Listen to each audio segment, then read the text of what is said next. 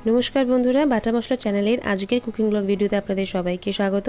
आशा करी सबाई खूब भालो आछेन सुस्थ आछेन। आज के बाटा मशला चैनले एक खूब सहज दुर्दान्त स्वादेर निरामिष रेसिपि आपनादेर साथे शेयर करार जोन्नो चले एसेछि। आमार आजकेर रेसिपिटा हलो मोचार कोफ्ता कारी। घरे थाका अल्प कयेकटा उपकरण दिये कि करे खूब सहजेई एटा बानिये निते पारेन सेटाई आजके शेयर करब। तो चलुन स्किप ना करे पुरो भिडियो जुड़े साथे थाकार अनुरोध रइल। सबार आगे देखे निन एखाने कि घरोया उपकरण आमि व्यवहार करे नियेछि। सबार प्रथमे एखाने आमि एकटा मोचा निये सेटाके भालो करे बेছে धुए परिष्कार करे निये एभाবে कुचिয়ে केटे निয়েছি। तारपरे सेटाके प्राय 10 থেকে 15 मिनिटेर जोन्नो जलेर मধ্যে ভিজিয়ে রেখেছিলাম যাতে করে কষটা বেরিয়ে যেতে পারে। তারপরে এখানে আমি নিয়ে নিয়েছি সরষের তেল, নিয়ে নিয়েছি এখানে আমি ঘি, এখানে আমি নিয়ে নিয়েছি ডুমো করে ছোটো করে কেটে রাখা আলু যেটা আমি আগে থাকতে সেদ্ধ করে নিয়েছিলাম। তারপরে এখানে নিয়েছি আমি দুটো মিডিয়াম সাইজে সেদ্ধ করে রাখা আলু।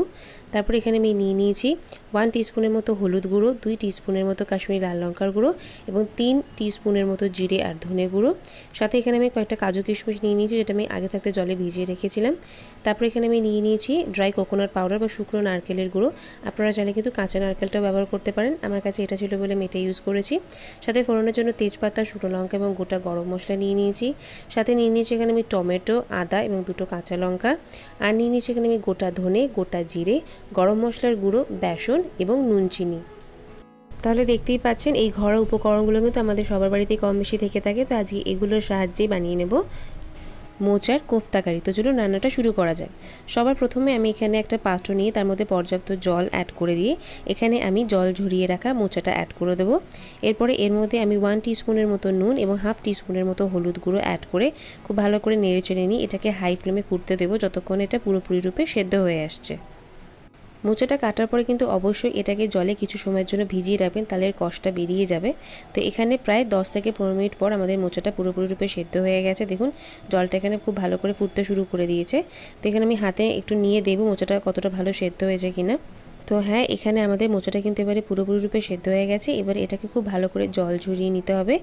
জল ঝরিয়ে নেওয়ার পর মোচার মধ্যে যে এক্সেস জলটা থাকবে সেটাকে কিন্তু হাত দিয়ে খুব ভালো করে চিপে নিয়ে এর থেকে জলটা কিন্তু একদম ঝেড়ে নিতে হবে। দেখতে পাচ্ছেন এখানে মোচাটাকে আমি একদম শুকনো করে ব্যবহার করে নিয়েছি। এবারে এর মধ্যে আমি সেদ্ধ করে রাখা আলু এবং গুঁড়ো মশলাগুলো অ্যাড করে দেবো, যার মধ্যে হলুদ গুঁড়ো, ধনে গুঁড়ো, জিরে গুঁড়ো, কাশ্মীরি লাল লঙ্কার গুঁড়ো রয়েছে। স্ক্রিনে আমি পরিমাপটা মেনশন করে দিয়েছি, প্লিজ একটু দেখে নেবেন। তারপরে এখানে প্রায় আমি 1 থেকে 1.5 টিস্পুনের মতো লবণ এবং 1 চিমটি চিনি ইউজ করেছি। সাথে এখানে অ্যাড করে দিয়েছি আমি শুকনো নারকেল কোড়া, আপনারা চাইলে কিন্তু কাঁচা নারকেল কোড়া ইউজ করতে পারেন। আর তারপরে এখানে অ্যাড করে দিয়েছি হাফ টিস্পুনের মতো গরম মশলার গুঁড়ো। এবারে আলুটাকে হাত দিয়ে খুব ভালো করে চটকে মোচা এবং অন্যান্য মশলার সাথে খুব ভালো করে মেখে নিতে হবে। এবারে এটা মাখা হয়ে গেলে এর মধ্যে আমি প্রায় 2 থেকে 3 টেবিল স্পুনের মতো বেসন অ্যাড করে দিয়েছি। বেসনের পরিমাপটা আপনাদের বুঝে অ্যাড করতে হবে, যতক্ষণ না খুব ভালো বাইন্ডিং হচ্ছে সেই বুঝে কিন্তু এখানে বেসনটা অ্যাড করতে হবে, নাহলে মোচাগুলো কিন্তু তেলে দিলে ছেড়ে যাবে বা বাইন্ডিংটা ভালো হবে না। তো এখানে সমস্ত উপকরণগুলো মেখে নেওয়া হয়ে গেলে সবশেষে এর মধ্যে আমি 1 টেবিল স্পুনের মতো ঘি অ্যাড করে দিয়ে আর একটু ভালো করে মেখে নেওয়ার পর এর থেকে আমি ছোট ছোট আকারে কোফতা তৈরি করে নেব। তো এবারে আমি হাতের মধ্যে একটু সরষের তেল মেখে নিয়ে এর থেকে ছোট ছোট আকারের কোফতা যেভাবে তৈরি করে নেয় সেই আকারই তৈরি করে নেব। আপনারা আপনাদের মতো পছন্দ মতো এখানে কোফতার শেপ দিতে পারেন। আমি এখানে গোলাকার শেপ দিয়েছি, আপনারা চাইলে এখানে লম্বাটে ধরনেরও শেপ দিতে পারেন। মোচা দিয়ে তৈরি করা যদি আরও একটা ভীষণ সহজ, ইন্টারেস্টিং এবং টেস্টি রেসিপি আপনারা দেখতে চান তাহলে চলে আসতে পারেন ডেসক্রিপশনে, সেখানে আমি এটার লিঙ্ক শেয়ার করে দিয়েছি। আর সেই রেসিপিটা হলো চিংড়ি মাছ বাটা দিয়ে মোচার পাতুরি। একবার অবশ্যই ট্রাই করে দেখবেন, আশা করছি আপনাদের ভালো লাগবে। তো এখানে আমি এইভাবে সমস্ত কোফতাগুলো তৈরি করে নিয়ে আপনাদের সামনে হাজির হচ্ছি। তো এখানে আমাদের মোচার সমস্ত কোফতাগুলো রেডি হয়ে গেছে, এগুলোকে এবার ভেজে নেওয়ার পালা। এবারে কড়াইয়ের মধ্যে আমি সরষের তেল অ্যাড করেছি, আপনারা চাইলে এটাকে সাদা তেলও ভেজে নিতে পারেন, বাট আমি সরষের তেলই ভেজেছি, তাহলে টেস্টটা বেশি ভালো আসবে। আর চেষ্টা করবেন একটু বেশি তেলে ভাজার, ডিপ ফ্রাই করার, তাহলে কী হবে এর টেস্টটা অনেক বেশি ভালো আসবে এবং ভাজাটাও কিন্তু খুব ভালো হবে।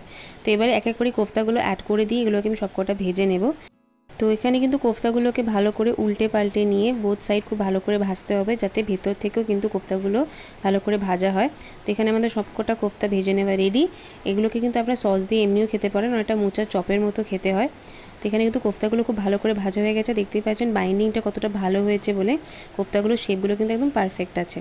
এবার এই মোচার কোফতা কারির মশলা বানিয়ে নেওয়ার জন্য মিক্সার গ্রাইন্ডারের জার নিয়ে তার মধ্যে 1 টুকরো আদা, 2টো কাঁচা লঙ্কা, অর্ধেক টমেটো, 2 থেকে 3 টিস্পুনের মতো গোটা ধনে, 2 থেকে 3 টিস্পুনের মতো গোটা জিরে, ভিজিয়ে রাখা কাজু কিশমিশ, 1 থেকে 1.5 টিস্পুনের মতো কাশ্মীরি লাল লঙ্কার গুঁড়ো, 1 টিস্পুনের মতো হলুদ গুঁড়ো, 1.5 টিস্পুনের মতো নুন, 1 চিমটি চিনি এবং অল্প একটু জল দিয়ে এর থেকে একটা স্মুথ পেস্ট তৈরি করে নেব।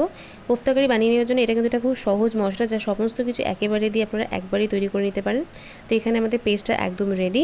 এবার ওই একই কড়াইয়ের মধ্যে যে তেলটা ছিল তার সাথে আমি আরও 1 টেবিল স্পুনের মতো ঘি অ্যাড করে দিয়ে ফোড়নের জন্য 2টো তেজপাতা, একটা গোটা শুকনো লঙ্কা এবং কিছু গোটা গরম মশলা, যার মধ্যে এলাচ, লবঙ্গ, দারচিনি রয়েছে এবং 1 টিস্পুনের মতো গোটা জিরে অ্যাড করে দিয়ে তেলের মধ্যে কয়েক সেকেন্ড নেড়ে চেড়ে নেব যতক্ষণ থেকে একটা মিষ্টি গন্ধ বেরিয়ে আসছে। এবারে তেলের মধ্যে আগে থেকে সেদ্ধ করে ছোটো ছোটো টুকরো করে কেটে রাখা আলুগুলোকে অ্যাড করে দিয়ে 1 থেকে 2 মিনিট একটু ভালো করে ভেজে নেব।